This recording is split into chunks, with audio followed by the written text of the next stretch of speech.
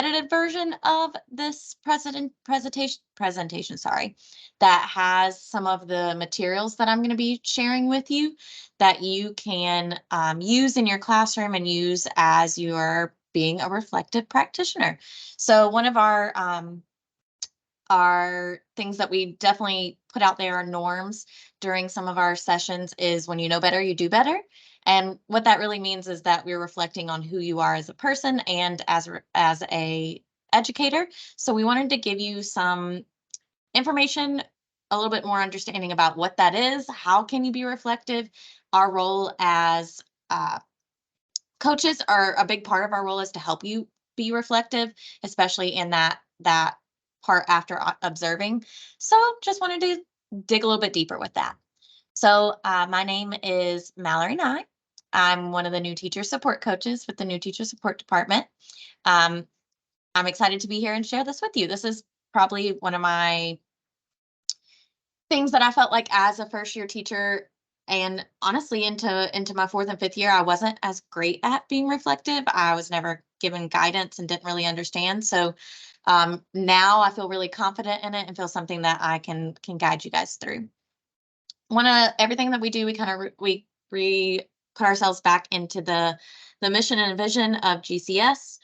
A big part of helping transform learning for students is that we reflect on our practice ourselves. So some of the topics that we're going to go through today, the first one is having a growth mindset, what that is, what it isn't, and some steps to help build a growth mindset for yourself and within your students. You can also utilize all of these tools that I'm providing with you for you to be reflective with your students. The second part is taking feedback. Feedback is something that we hear all the time as educators and get all the time. So how do we take that feedback and apply it to our reflection? And then the next part we're going to look at is standard 5, which is part of your teacher evaluation. It's teachers reflect on their practice. And there's 3 elements underneath it, element A, B, and C, that kind of dive a little bit deeper on teachers reflecting on their practice. We're going to look at each element and how you can move from developing, proficient, accomplished, and distinguished. And then what are some artifacts and resources that you can provide your administrators with to show that you are being reflective. One of these things is attending this Empower Hour session, showing that you're putting in effort to reflect on your practice. So the first thing that we're going to look at is a growth mindset. Oh, there we go. So in the new teacher support department, if you come to any of our trainings, any of our orientations, you see a lot of us talking about what it is and what it isn't when it comes to strategies that we present. So having a growth mindset is being able to take strategies and support and embracing them as challenges that you might have to implement in your classroom or might implement for yourself. Being able to persist in situations that feel uncomfortable for you, taking criticism and learning from it. And really the biggest part is having that desire to learn and grow yourself. What it isn't is avoiding challenges, kind of feeling like what you are right now is all you're going to be. No, we're always continuing to learn and grow. So it's not that. It's not ignoring feedback, especially if feedback is useful, which all feedback is useful. We just have to see it in that perspective. And having a growth mindset isn't just the desire to look smart. Having that perspective, like, oh, because I'm growing, I'm intelligent here. We're all intelligent, but we want to take that information and show that we can grow and really think about how having a growth mindset kind of affects our student. That is something that in the classroom, I wish I could go back and change a little bit. Something that I guess I could say if I could do it over, I'd love to think about how my mindset affected my students more. So when you're thinking about a growth mindset in general, I want you to consider your attitudes and how your own strengths and challenges that you go through influence and are sending out messages to your students and the other people around you, your teammates, your peers. So I have a little activity here, and this is actually in the slides that Jennifer dropped in the chat. You don't have to do it in this moment, but I'm going to kind of talk you through this activity. It's helping you understand how you can develop a growth mindset, and then where you can use that to, if you don't have a growth mindset about something, where you can build on that. So this activity, how to build a growth mindset, the first part that you do is that you draw a box with 4 squares. And if you are in a space right now that you would like to do this activity along with me, you can. But like I said, it is not something you're required to do in this moment. It's something you can do after this presentation when you're thinking back on being reflective. So you're going to draw a box with 4 squares, just like that. In 3 of the boxes, you're going to write or draw, because I know sometimes we don't like to write. I like to draw things. That's something, a little outlet for myself. Draw something you consider yourself good at. So I put 3 things here. I have my time management. And when I was a classroom teacher, which wasn't too long ago, was my what to do directions, giving directions, and then having a strong start to my classroom. These are also things that we've done in the new teacher orientation and our classroom management 1.0 and 2.0. So those are some of the things I put on there. But you're going to draw in the box 3 things and write in the box 3 things that you consider yourself good at. And then in the 4th box, you're going to write something that you would like to improve on, or something that you consider you're maybe not so great at. So one of the things that I put down, and this is something that I felt like when I was in the classroom, I really struggled with this, was a culture of error, meaning I had a very clear tell on my face when a student didn't have the right answer. They knew it from my face. It was hard for me to hide that, and I wanted to build more in my classroom of them feeling okay with making mistakes. So that's something I know I want to improve on. So that's the first part of the growth mindset. So you fill out those 4, do those 4 squares, put the 3 that you feel great at, and then the 1 that you want to improve on. The next part is to kind of think through those things that you put that you were good at. So I'm good at my time management. And then I'm going to think about how I developed this skill or this ability. What are some of the things, list them out, some of the things that I became good at time management because this, and this. You're going to do that with your other skill that you said you were good at, and then the other skill that you were good at. And I really want to list out the things that the actions that you know made you good at those things. And then the last part is that box where you felt like you wanted to improve on. How can you develop that skill? What can you do? What actionable steps can you take to make this skill something that you're going to be much better at? You could even use some of these skills that you had and the things that you're good at might apply here in the same place. 2 of the questions I want you to think about when you do this activity after you get done is what steps are you taking to kind of nurture this growth mindset? How is this activity helping you bring about that growth mindset, those things, that what it is in the chart that we talked about before? And with this activity, you can also use it with your students. Do you believe that it can make you improve? If you're writing them out and thinking through, you're already making a step towards improvement and being reflected. Something else that is on this page that I have done multiple times as an educator and now as a coach is I've taken a growth mindset quiz. So I put a link here, and this is on the slides in the chat. On this slide, you can click on this link. It's a growth mindset quiz. Kind of helps you see what level you are at in your growth mindset and your perspective about wanting to be reflective and grow as a person. This is a resource.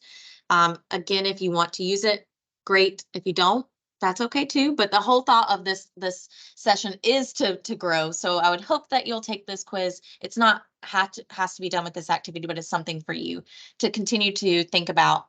How can I build on things that are going to help me be a better educator for myself and for my students? This growth mindset quiz you can also use with your students too, and bringing that into the classroom. So something that leans into a growth mindset and something that makes us better at thinking through our perspectives is something that we get all the time from our administrators and from the people around us, people in our teams, people in our personal lives, is feedback. One of the things that my principal for the 10 years that I was at my school would say is that feedback is a gift. And I always thought that was like hilarious. I was like, what do you mean it's a gift? I don't understand how that's a gift for me. But over time, I started to see how important feedback actually was and how much better of an educator I was when I took that truly as a gift. Someone is taking their time to give me information that will help me be a better educator for my students, and then it made sense. So I do want you to think about feedback as being like a gift, something someone's taking their time to give you support and guidance. Um, Something that I do notice is that we often see feedback as criticism or negative in manner. So in order to kind of mitigate that, there is something called the 6 Ps of feedback, and I have it here on the screen for you. The first part when you're receiving feedback is to think about poise. How are you presenting yourself in that manner? You're really just, when you're having that poise, it's to do like reflective mirroring. What I mean is that the person who is giving you the feedback, that feedback provider, is you're going to mirror what they say. You're going to kind of give them the information back in a different way. So, for example, in a coaching session, if I'm saying to one of my coachees, BTs that I'm talking to, I say that, hey, something that I noticed that went well in the classroom was that the students were really engaged when you gave them clear directions. Um, the second time you had them line up, the directions weren't as clear. Is that something that we can work on? That coachee, to be poised and taking that information, would give back to me, okay, so what I heard you say is that when I gave clear directions, my students were engaged. And the second time I gave directions, they weren't as clear, so they may not have been as engaged. So you're not putting any kind of feeling, you're just listening you're not really listening with the intent to respond, you're just listening and taking that information in. You might respond, but the response being you're restating that information to them so that you've heard it. So you've heard it how they've given you it. The next part of feedback is to process it, and this is not something you do in that moment. I can say for myself, there have been multiple times where someone's given me feedback or I've received an email with information and I'm frustrated right there in that moment. And I start to type out that email, and what I'm saying in that moment is probably not what I actually feel. So the process is really important, to give it time. I always say the 24-hour period. One of the things that they taught, the 6 Ps of feedback says to do in that process, and it seems kind of funny, but it works, is to lay flat on the floor and kind of pay attention to how your body is responding to the information that you were given. Maybe you reread that email and see how your body responds, or maybe you think back from the feedback that your coach or that your mentor or your administrator gives you, and you pause in that moment and you don't you just see how your body is responding. The next step of feedback is to think about the position of the person, the motives of the person. I can promise you pretty much every person that's giving you feedback is giving you feedback for a reason, and the reason is to help improve. Um, if you're not fully in belief of that, let's take a look. They have Percolate, where you think about the feedback tree here. Um, do I trust the motives of the person who delivered the feedback? Not how you feel about that person, but really, is this person giving me feedback to help me improve or help my students improve? And ultimately, in the world of education, that's what we're doing. We want our students to grow, so us as educators need to grow. So you can follow this feedback tree to help you kind of guide through how you're going to be receptive to feedback, but ultimately you're going to proceed forward with the feedback. And the best way to do it is with this drip approach. The drip approach is, for example, maybe you teach 4 different subjects. You're an elementary teacher and you have 4 different subjects, or 2 different subjects, or 2 different times of the day. You're a middle school teacher, you teach 1 subject, but you have different classes, or you're a high school teacher where you have different classes. You implement that feedback or that practice, whatever has been given to you, in one part of your day and see how it goes. If it doesn't go well, okay, we move forward. But if it does go well, then we try to implement it into other areas of our day and spread the love, I guess, in a way. But start off small, that drip approach. And then the biggest part about taking in feedback and after you've implemented it or put into practice is that perspective. reaching out to see how your progress is, asking for feedback again to see, hey, have I improved on this? Or you taking notes and journaling. One of the things that I did with my lesson plans, after I did a lesson, I gave myself feedback, and I'd have the students give me feedback, which I'm going to go into next. But when I gave myself feedback, I would put it on a little sticky note, and that sticky note went on my lesson plans. And then I would come back to those, the next year and be like, "Ooh, I didn't like what that happened there," or maybe it was something in the moment that I needed to change. But I had myself given myself feedback in that moment, and it was written there. It's like kind of like my sticky note journal. You can also do that digitally easily too. So one of the people that can give you feedback the best and the most, and it really is pretty genuine, is your students. And this is something that I found useful. I didn't do this in my first couple years, but over time, once I learned and understood how to be a better reflective educator, um, taking feedback from my students made me a better educator, along with my administrators, but students really knew what they were doing.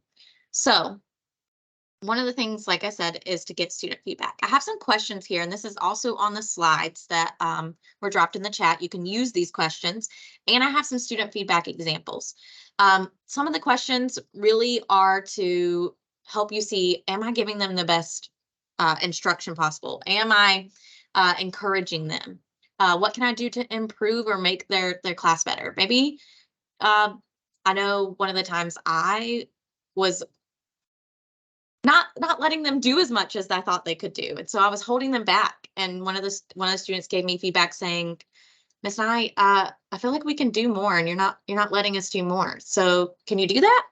And it was great feedback for me to be like, "Oh yeah, duh, they can do stuff. Like I know that. I just my control wanted control." But it was a good moment to have feedback for the students, and take that in as a way to not center the classroom around just me as the teacher, but centered around the class themselves, all of us working together. And now that we're getting closer to break, this is a really good time to take in feedback because you can start fresh when we come back from break. You have a whole new perspective, especially high school. Some of the high school teachers, you have a whole new semester, a whole new group of students where you can take some of that feedback that they've given you at the end of the semester and switch some things up, or keep some of the same things that they did like, and keep implementing that in your classroom. Um, the these have been the most beneficial for me as an educator, and I wanted to share those tools with you all. So I hope that that's something that you can use or would like to utilize in your classroom. So I want to dig a little bit deeper into the evaluation, your teacher evaluation. So on the slide here, I want you to just I'm going to give you about 15 seconds to kind of think about this. And if you feel comfortable, you can drop your answer in the chat. But if not, you do not have to do that. I'm not requiring you. But I want you to think about standard 5. All of you have been evaluated, hopefully at least once so far this year. And part of the evaluation process is standard 5, where teachers reflect on their practice. Where would you rate yourself on standard 5? Would you rate yourself at developing, proficient, accomplished, distinguished? Why would you rate yourself in that specific category? And do you have evidence to support where you're at? So I'm going to give you about 15 seconds to think about that. You don't, again, have to put it in the chat if you don't feel comfortable. That is okay. But I want you to just take a moment to think about it. And I'll be quiet for a moment.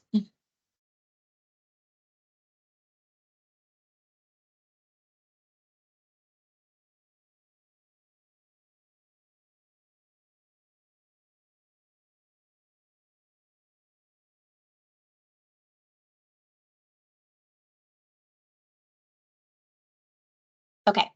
So when I started off teaching, I was definitely, like I said earlier, in the developing process. I didn't know how to reflect. I didn't have anyone go through this standard with me and explain to me, how can I move up in these areas? How can I be a better reflective practitioner? How can I make these things happen for me to be better for my students and for myself? So I would have, and I did get rated developing quite often. But as I moved through my years, I was able to understand a little bit more. How I can reflect and what are some of the things that can support that reflection. So like I said, this presentation itself, you coming in and learning about how it is one step closer. So Let's look at the first part, first part of standard 5, element A, where teachers analyze student learning. This is a big part of that, bringing in student feedback and knowing how your students and what they learn. So some of the parts of element A are learning, why learning happens, what can be done to improve achievement, you collecting and analyzing student performance data, and you changing or adapting your practice based on research. So things that you're learning from curriculum areas and or data to meet the students' needs. Oh, sorry about that.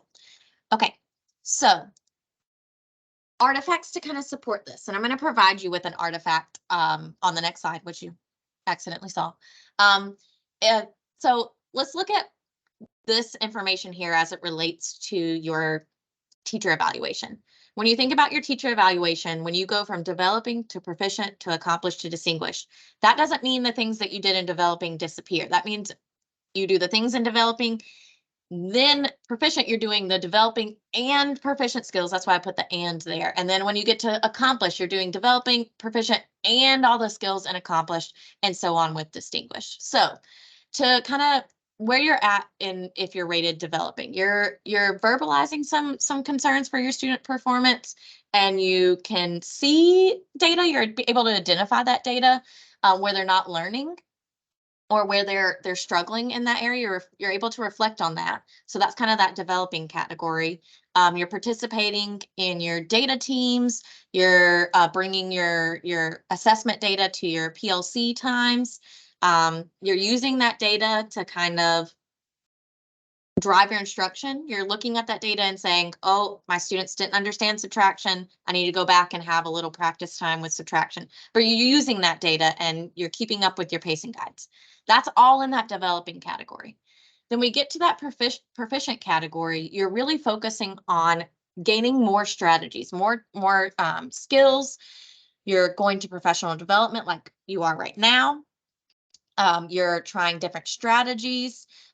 You're using and you're being an active member. An active member meaning you're being vocal in your PLCs. You're talking about the data. You're looking for, when you're looking at your pre and post assessments, you're reteaching information. You're using all of that from the things in your classroom, the tools that you already have to help your students improve.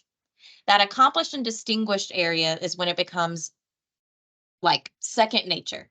You're bringing in benchmark data along with your post assessment, pre and post assessment data. You're continuing to be an active member in your PLCs. You're possibly even teaching others how to do some of these things. You change your routine kind of often because you really want to be able to focus on what the students need, and using strategies that are research based. And then that distinguished is your big active role. You're leading some of those PLCs. You're seeing how all of the data together is long range. So these are some of the things that make you in that developing, proficient, accomplished, distinguished category. So one of the tools or artifacts that you can provide your administrator or yourself to move through some of these is, again, attending a professional development.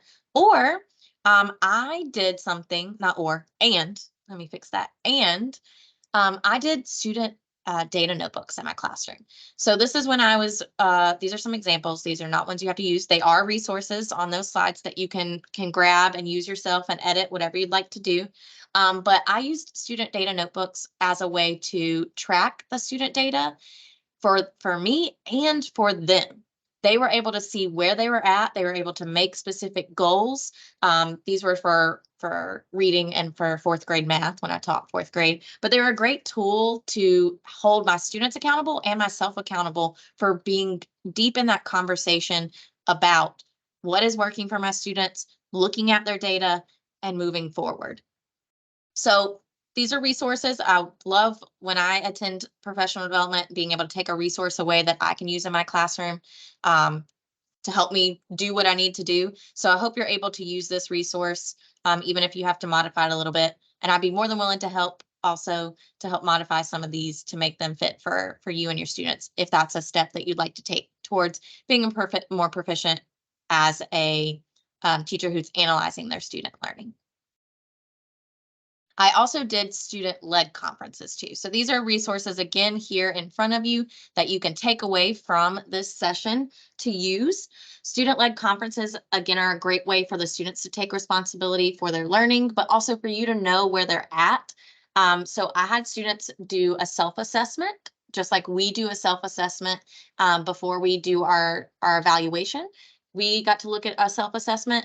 I had them do a self-assessment, and we did a self-assessment each time that we had a conference. So we could see and track our growth over time, where they were at. So this is an easy one that can be modified, one that you can use with your students in your classroom. This is, again, a little more elementary based, but you can use that in middle school and high school. And then we always had a space where the guardian, when the student was leading the conference, the guardian would sign and they would talk through this. This was their kind of script as they talked through their conference, and I was there to support. But it was a great way to be meeting that proficient level on being me analyzing student data and also having them analyze their student data. Oh.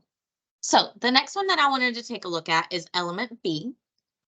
Element B is where teachers link their professional growth to their professional goals.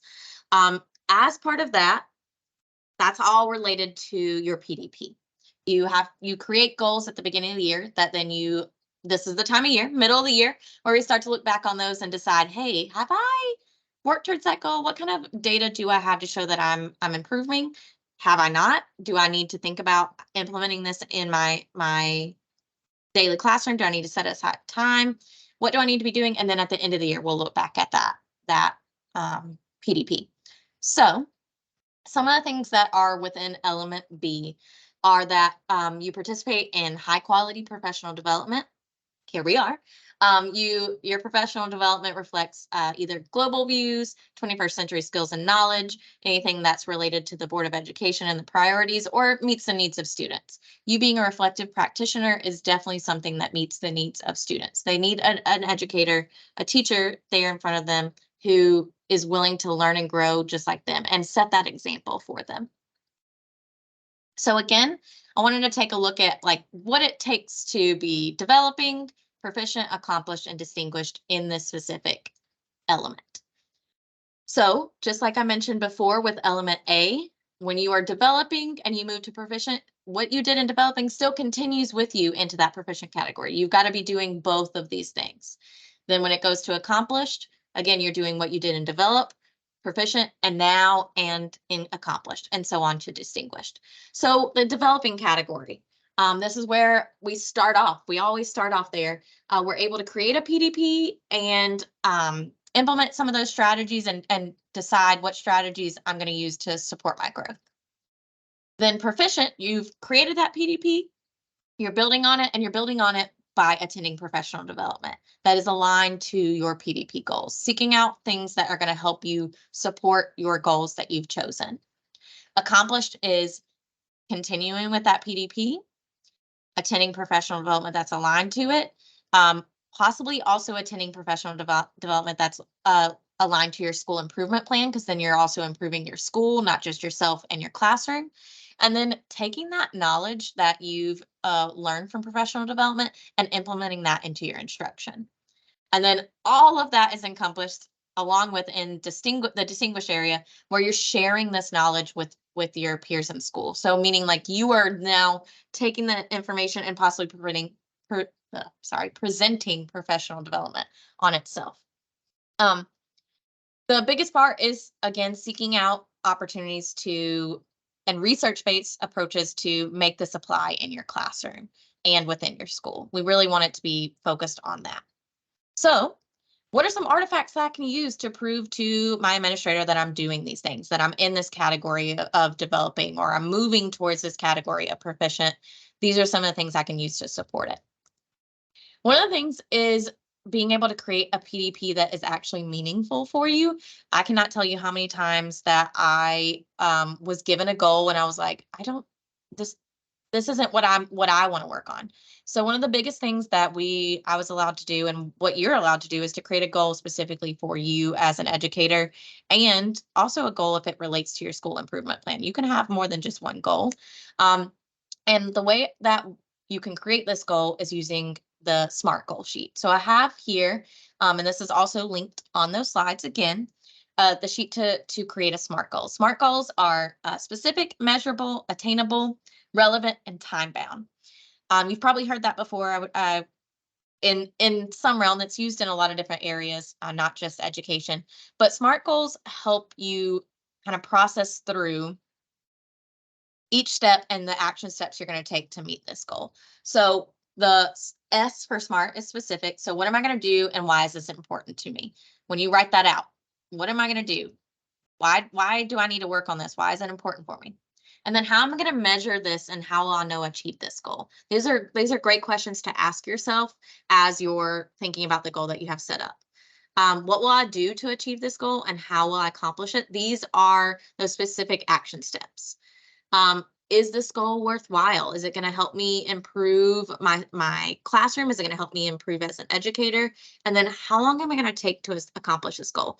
You've worked on a goal from the beginning of the year till now, till the middle of the year. Maybe it's time to reevaluate. Did I work on this goal? Did I give myself enough time? If I didn't, I need to go back and think about some of those action steps that can make it a little bit easier. One of the things that is important to think about is putting out those actual action steps, the descriptions of the steps of how I'm going to achieve that goal. We see it here on this slide, and about how much time. Give yourself a deadline. Give yourself a specific time frame that you're going to accomplish this, so that you hold yourself accountable for it. Accountability, this sheet right here is all about accountability. If you hold yourself accountable, then you can make that step happen. Also, you can use this same sheet with your students, any kind of goals that you're working on.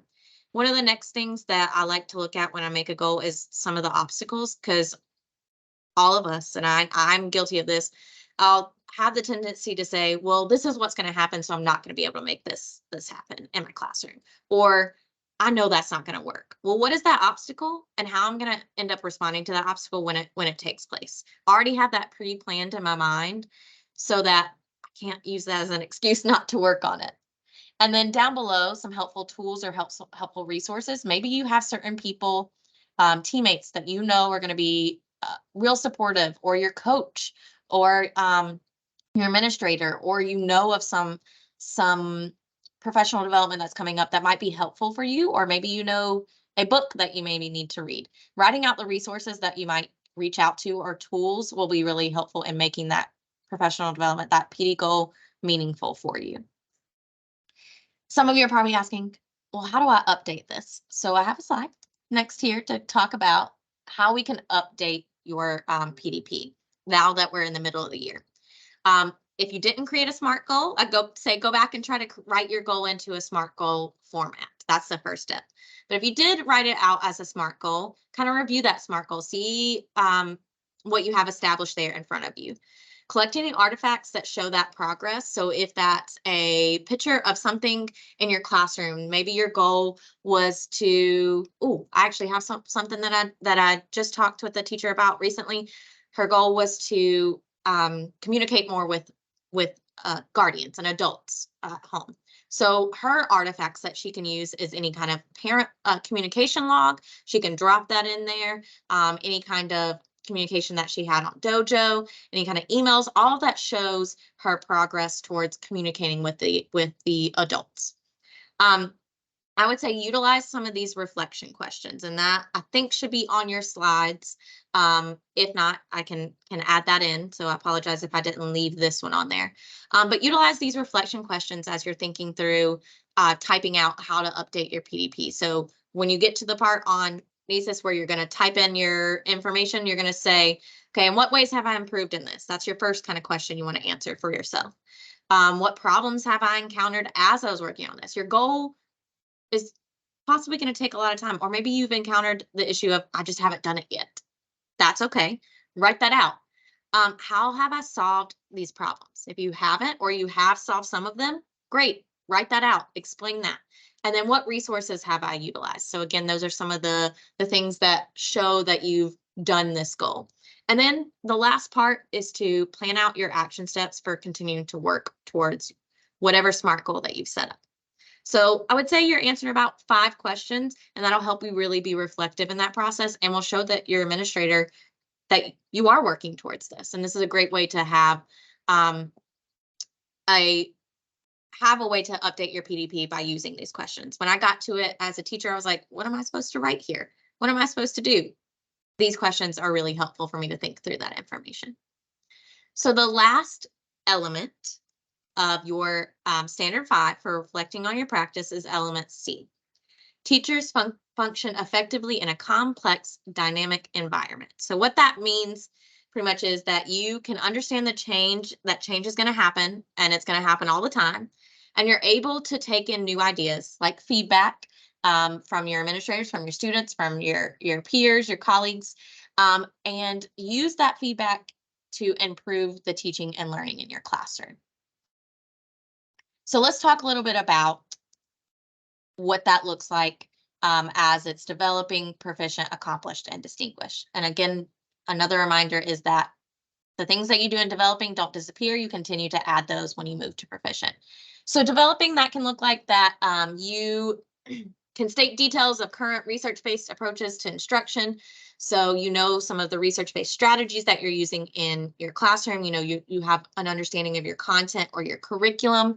You've understood why it was chosen. The information you're able to look at, again, assessment data, seeing how that reflects classroom performance. You're able to kind of make some of those changes.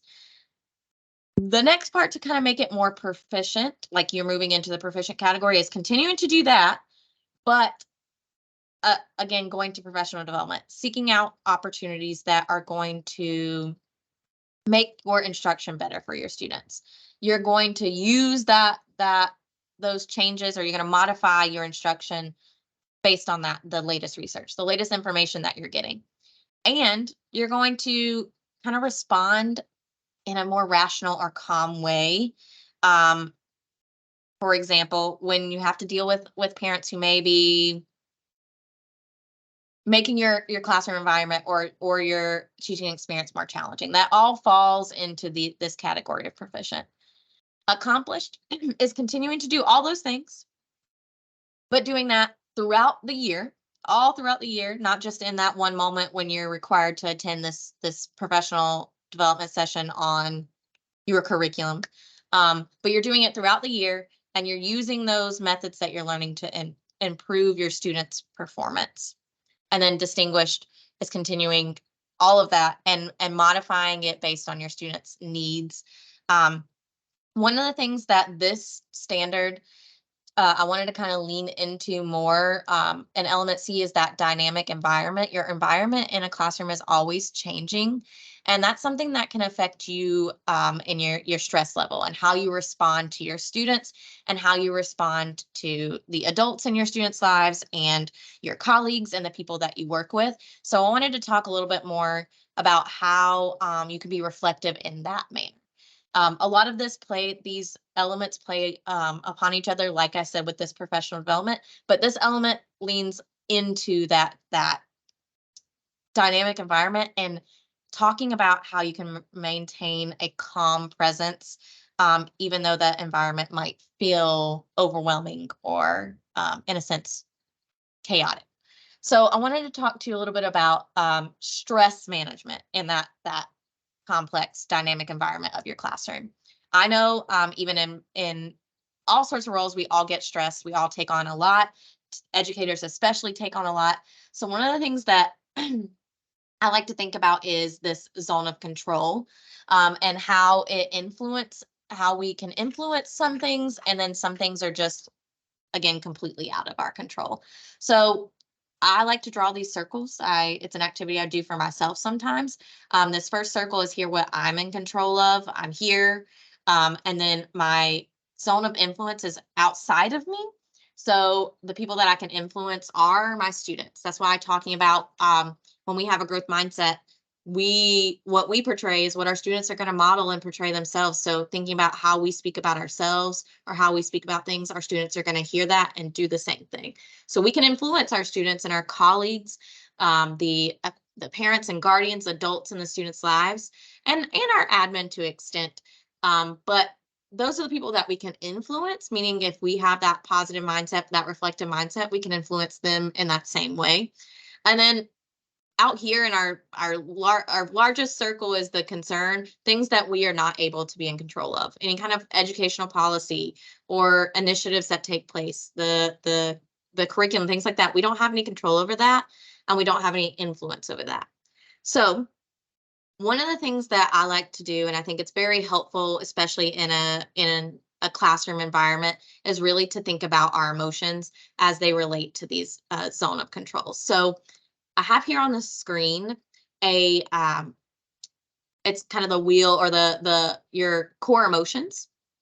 So I want to talk about this little box, and I have this one in the slide too, for you to kind of reflect and be that part of the element C of how you can stay calm, is to notice when you are engaged in being triggered in that moment and not so much being calm. The first step is to notice that you're triggered and name it. Say, hey, I'm triggered. You might not say it out loud, but you might say it in your head. I'm being triggered in this moment. It's been a long day. The classroom's hot. The kids aren't listening to me. I'm noticing I'm triggered. I can tell I'm getting uh, overwhelmed, frustrated. Pause and acknowledge your emotion. You might even say, hey, students, I need a moment. I'm feeling overwhelmed. We need to take a 1 minute break, and then investigate it. Figure out what the emotions specifically are and what's bringing that attention to you. So this is where I like to use this core emotions, because a lot of times we tend to say that we're frustrated or that we're angry or we're mad. But we can dig a little bit deeper. That emotion might lean into something actually different. It might not actually be that we're angry or mad. Maybe it is that we are afraid. We're discouraged in this moment instead, or possibly embarrassed. And then when you figure out what that like more deeper emotion is, looking at this emotion wheel, you can and investigate it, then you can ask yourself, what do I want to be, or what do I want to do with this emotion? And oftentimes when you've gone through that 4-step process, by the end of it, you're already feeling much better. You're already having that moment. Taking that pause is helping you be able to manage that in itself. And it's okay to be honest with your students and with yourself in that scenario of whatever is going on, to calm and be reflective. They are going to model a lot of the same things that you do. So if you're being honest and open with your emotions and modeling how to engage in a trigger that you're having, they're going to see that and hopefully do the same. And this is also something that you can do with your students and present with them. You can practice this with them too.